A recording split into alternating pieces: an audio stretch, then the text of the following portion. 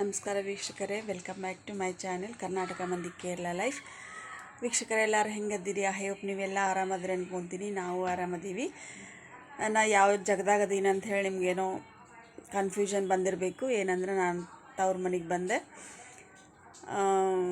2 ವಾರ ತವ್ರ ಮನೆಯೊಳಗಿರ್ತೀನಿ. ಆಮೇಲೆ ಸೂಟಿ ಆಯ್ತು. ಒಂದು ಮದುವೆ ಐತ್ರಿ ನಮ್ಮ ರಿಲೇಷನ್ದೊಳಗೆ. ಆ ಮದುವೆನೂ ಮುಗಿಸ್ಕೊಂಡ್ರಾತು ಅಂಥೇಳಿ ನಾನು ಬಂದೆ. ಆಮೇಲೆ ಭಾಳ ದಿನದಿಂದ ಭಾಳ ಮನಸ್ಸಿನೊಳಗೆ ಆಗ್ರಹ ಇತ್ತು ರೀ, ಆಸೆ ಇತ್ತು. ಏನಂದ್ರೆ ಅಲ್ಲಿ ವಿಡಿಯೋ ನೋಡ್ತಿದ್ದೆ ನಾನು. ರಾಘವೇಂದ್ರ ಸ್ವಾಮಿಗೆ ಹೋಗಿದ್ದು, ಮಂತ್ರಾಲಯ ಹೋಗಿದ್ದು ವಿಡಿಯೋ ನೋಡ್ತಿದ್ದೆ. ಅದು ನನಗೆ ಮನಸ್ಸಿಗೆ ಅನಿಸಿತ್ತು ರೀ. ನಾನು ಇವು ಮನ್ಯಾಗ ಹೇಳಿದ್ದಿಲ್ಲ, ಮನಸ್ಸಿನಾಗ ಅನಿಸಿತ್ತು ನಾನು ಹೋಗಬೇಕಲ್ಲ. ಭಾಳ ವರ್ಷದ ಹಿಂದೆ ಹೋಗಿದ್ದೆ. ನಮ್ಮ ತಂದೆಯವರಿದ್ದಾಗ ನಾನು ಸಣ್ಣಕ್ಕಿದ್ದಾಗ ಹೋಗಿದ್ದೆ ರೀ ನಾನು ಮಂತ್ರಾಲಯಕ್ಕೆ.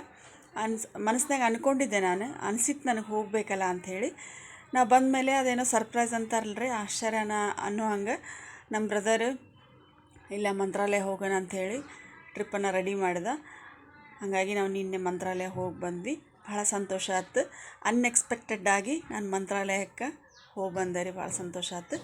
ಆಮೇಲೆ ನನ್ನ ಹತ್ರ ಫೋಟೋನೂ ಇದ್ದಿದ್ದಿಲ್ಲ, ರಾಘವೇಂದ್ರ ಸ್ವಾಮಿ ಫೋಟೋನೂ ಇದ್ದಿದ್ದಿಲ್ಲ. ಫೋಟೋನೂ ಪರ್ಚೇಸ್ ಮಾಡಿದೆ.